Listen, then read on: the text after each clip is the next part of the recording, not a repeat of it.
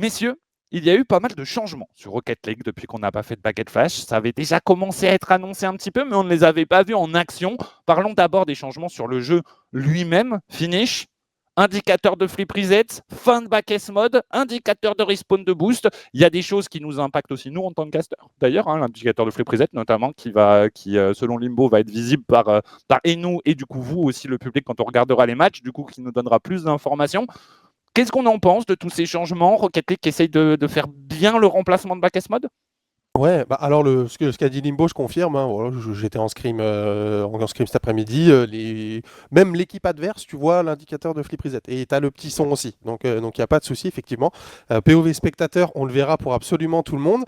En vrai, pour moi, boost et indicateur de flip reset, très bons ajouts. Franchement, il n'y a rien à dire. Il faut juste s'y habituer un petit peu. Ça demande du temps. Il y a des gens qui se plaignent.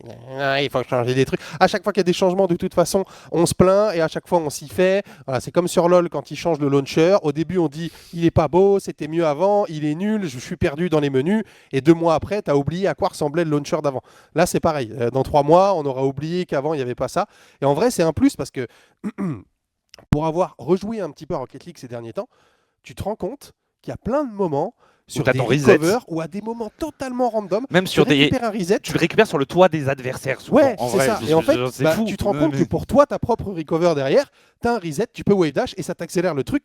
Bah, tant mieux, tu vois. Genre, au final, c'est un plus, tant mieux que tu aies cette information-là.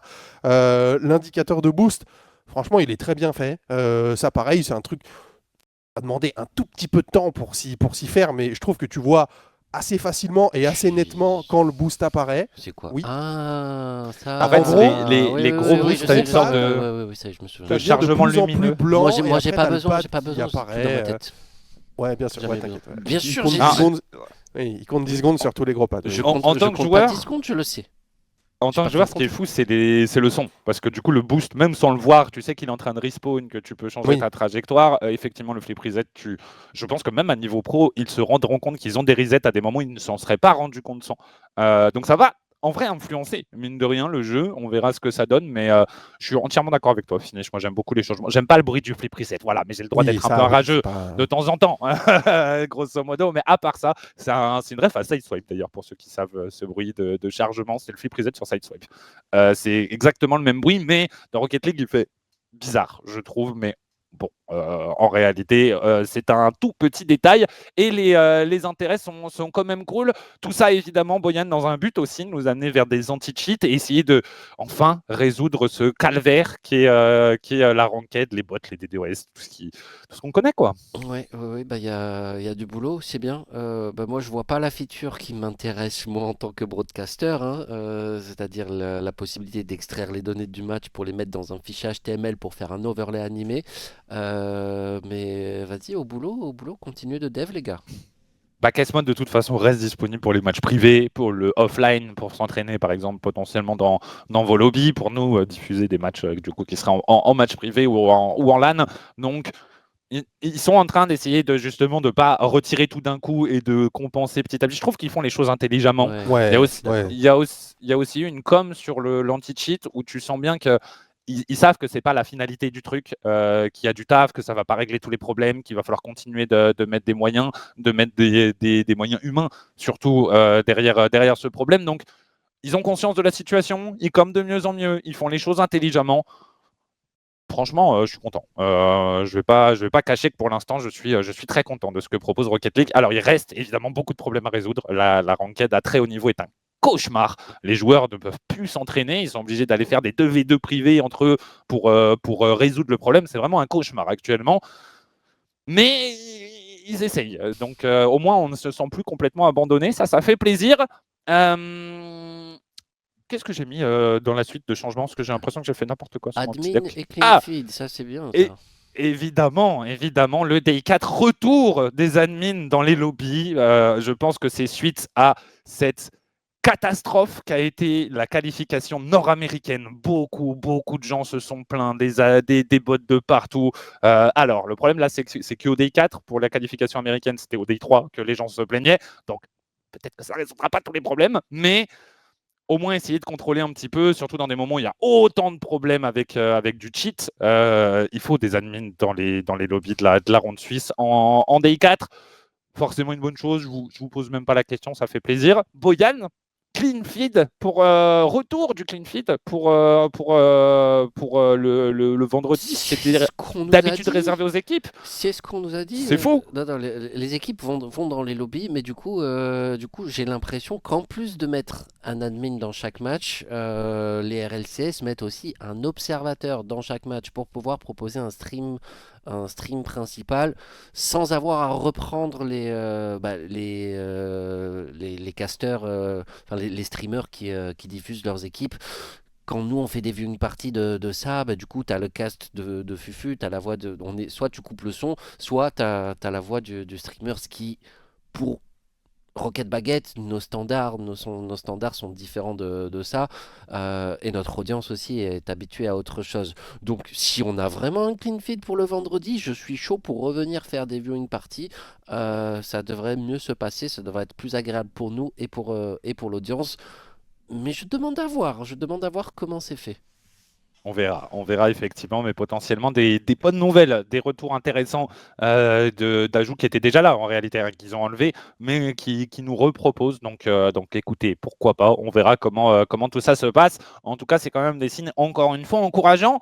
D'autres nouveautés, retours et nouveautés, on a eu des semi-annonces, des petits teasings sur l'eSport Nation Cup notamment. Ça a eu lieu pendant le Major, hein, tout simplement. C'est passé un peu inaperçu parce que c'était dans un moment un peu bizarre, en tout cas surtout sur notre stream, on a eu un peu de mal à le voir, mais c'est un nouveau tournoi un petit peu ressemblant à la FIFA, mais avec plus de jeux. Rocket League est à nouveau convié. On sait que c'est un rendez-vous qui est prévu depuis un moment entre, du coup, c'est organisé par les mêmes que c'est EFG, je ne sais pas, c'est un consortium, en tout cas saoudien, c'est sûr, qui organise ça exactement comme la FIFA, exactement comme l'eSport World Cup, le WC. Et donc là, c'est l'ENC, eSports Nation Cup. Plus de jeux réunis que FIFA qui concernent que Rocket League et quelques jeux d'eFootball. Là, on va avoir du League of Legends, du CSGO, du Dota, tous les plus gros jeux possibles, mais en équipe nationale. Ça vient compléter la FIFA qui existera toujours, on le sait, ils ont continué d'en parler, donc ça vient rajouter un nouveau tournoi, même potentiellement plus. Parce que alors, j'ai pas réussi à trouver d'informations très fiables sur le format, mais j'ai entendu dire qu'il y aurait plusieurs compétitions, potentiellement online puis en LAN, pour animer toute l'année, donc finish. On parle de FIFA ou d'eSports Nation des deux. Je parle des deux. En réalité, il y aurait plusieurs compétitions, enfin plusieurs tournois FIFA. Alors j'imagine avec une seule finalité en LAN, mais plusieurs rendez-vous et plusieurs rendez-vous ANC. Je ne dirais pas de qui je tire mes informations, mais je sais que certaines fédérations cherchent du monde. Donc peut-être que j'ai certaines infos, mais qui ne sont pas validées. Donc c'est pour ça que je ne veux pas vous dire de bêtises, parce que pour l'instant, on est sûr de rien.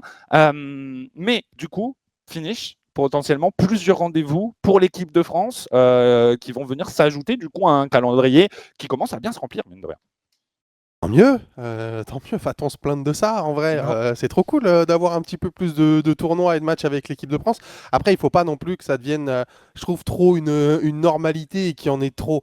Ça fait beaucoup, FIFA plus ENC. Comme ouais, moi, je trouve ça bizarre. FIFA plus ENC tous les ans, 2 tournois comme ça, je trouve ça fait beaucoup. Si tu avais une année sur 2, un coup FIFA, un coup ENC, un coup FIFA, un coup ENC, tu vois, ça ferait un peu genre alternance Euro, championnat, World Cup au foot. Bon, c'est tous les 2 ans, tous les 4 ans que ça se passe dans le foot. Donc tous les 2 ans, tu as une compétition. C'est vrai que là, avoir 2 compétitions sur l'année, ça fait peut-être un petit peu beaucoup. Est-ce qu'on préférait pas remplir le calendrier avec des compétitions de club plutôt que des compétitions par nation? Je pense que oui. Après, ça remplit le calendrier de compétition. Franchement, je préfère ça que rien à choisir. Moi qui aime regarder du Rocket League, qui aime commenter du Rocket League, je préfère qu'on me donne plus de matchs de l'équipe de France plutôt qu'on me laisse un vide intersidéral de 3 mois où on me dit frérot, bonne chance, et puis t'enverras des factures à Boyan dans 6 mois. Tu vois. Boyan, tu trouves ça bizarre aussi, surtout qu'on a une FIFA qui a traditionnellement tout le temps été à Riyad. Alors peut-être que ça changerait, mais le NC, en tout cas, lui, a été annoncé à Riyad, donc on sait que ça y sera. La FIFA, l'année dernière, ils avaient annoncé 2025 et 2026 à Riyad, donc est-ce que ça a changé? Est-ce qu'on a 3 tournois qui vont avoir lieu dans la capitale saoudienne? Peut-être, parce que si on rajoute le WC, Ça commence à devenir la capitale Est-ce que de c'est pas l'e-sport, l'heure pour Riyad, hein. Rocket Baguette d'investir dans un appartement à Riyad finalement en fait. Peut-être. Est-ce que tout ça aura bien lieu? Est-ce que tout ça aura Oui, bien lieu? déjà, On déjà. annule la Formule 1. On annule la Formule 1 le mois prochain. C'est Bah, il vrai. y a des drones qui volent au-dessus de Riyad, du Bah, Moyen-Orient. alors, sachez, tout à l'heure, on était en vocal avec Drali. Enfin, moi, j'étais en vocal avec Drali. Alerte missile, Oui, alerte attention. Donc, effectivement, hein, ça impacte effectivement aussi l'Arabie Saoudite et tous ces beaux projets e-sport qui pourraient être chamboulés. Ouais, je pense qu'il y a beaucoup de choses qui vont être remises en cause et il y a un monde dans lequel où l'investissement de l'Arabie Saoudite qui est massif sur l'eSports World Cup. Il y a 24 jeux tous avec des cash prizes phénoménaux. eSports Nations Cup, ça va être le même principe quelques mois plus tard, juste avec des équipes nationales, mais la même chose, des dizaines et des dizaines de jeux avec, j'imagine, ça n'a pas été annoncé, je crois pas que ça a été annoncé, mais des très gros cash prizes. Et tout cela, en fait, quasiment en 3 mois, on finit par la FIFAI. Donc, 2 fois Riyad, puis 2 compétitions nationales. J'ai peur qu'elle se marche dessus. J'ai peur que la FIFAI perde de son prestige. Je trouve que c'est chaotique. Je trouve que c'est le bordel. Tu peux pas faire et la FIFA et les Jeux Olympiques à un mois d'intervalle. Et j'ai l'impression que c'est ce qui se présente un petit peu. C'est un petit peu ce qui se présente, puisqu'effectivement, le NC se veut être un peu le Jeux Ouais. Olympiques de l'e-sport dans le concept complètement. S'il y en a un à sacrifier, peut-être plus la FIFAI, qui a l'air Non. d'être un tournoi.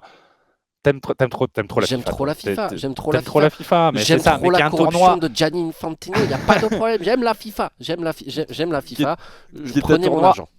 un peu particulier. En réalité, ça se trouve là dans 2 mois, ils annoncent que finalement ceux qui ont gagné la FIFA et World Cup, c'est le Maroc, tout comme la CAF. Donc, on ne sait pas. La CAN, pardon, pas la CAF, mais excusez-moi. Donc on ne sait pas ce qui peut se passer.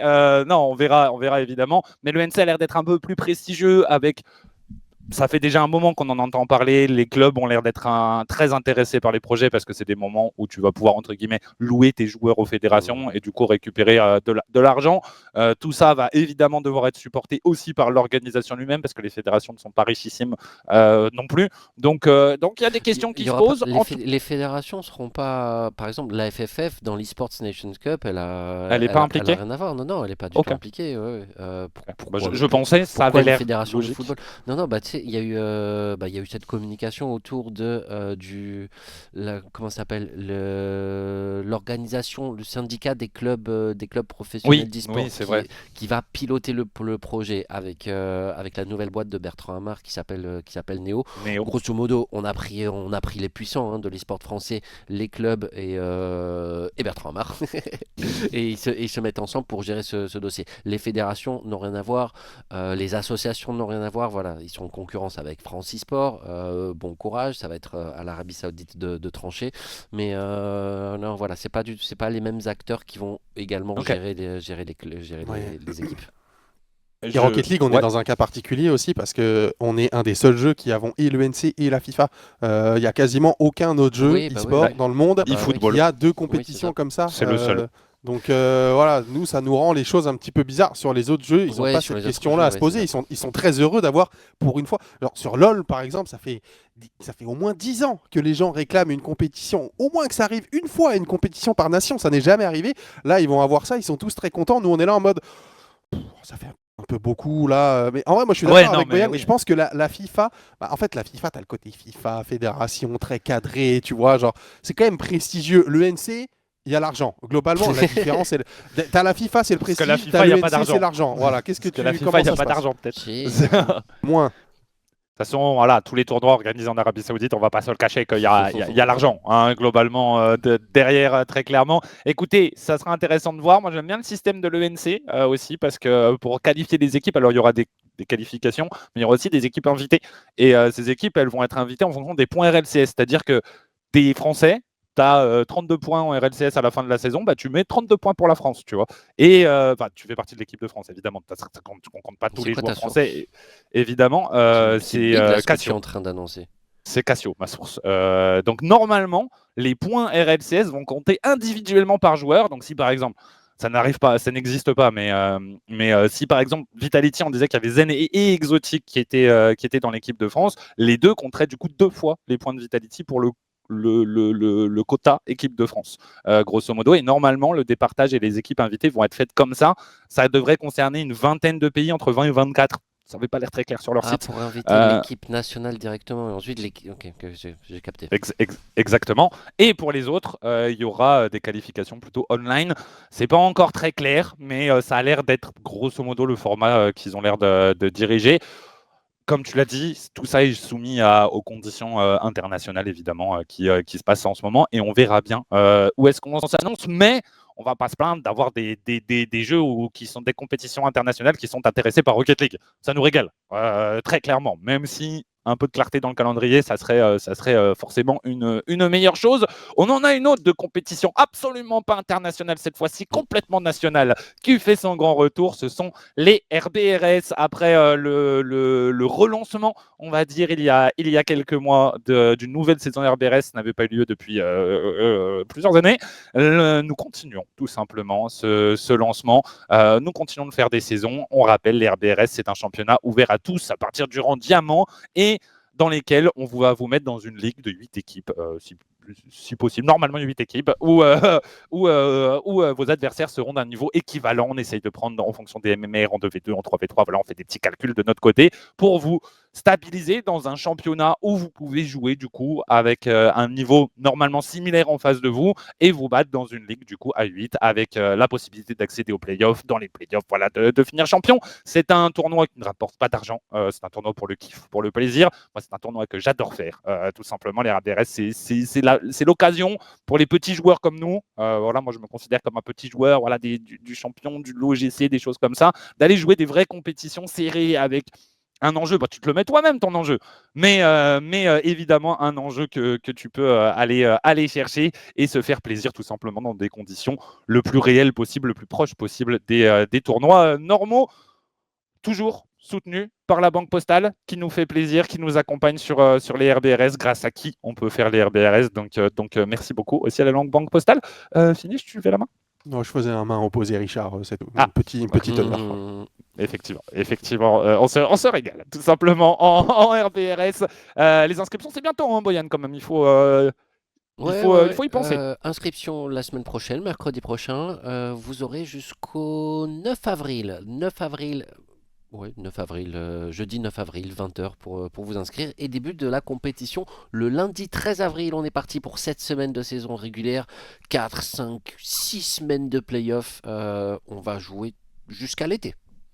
Jusqu'à l'été, tout simplement, pour se régaler avec les RBRS. Plus d'informations sur le site Rocket Baguette, oui, Boyan. Et nous allons bien évidemment diffuser des RBRS 2 fois par semaine, les mardis et les jeudis. Tout le monde peut passer sur Rocket Baguette et être casté par Finish, Bashi, Finish et Bashi, ou Boyan, ou Ima, ou Razor, ou toute l'équipe. Et d'autres, et de nouvelles têtes.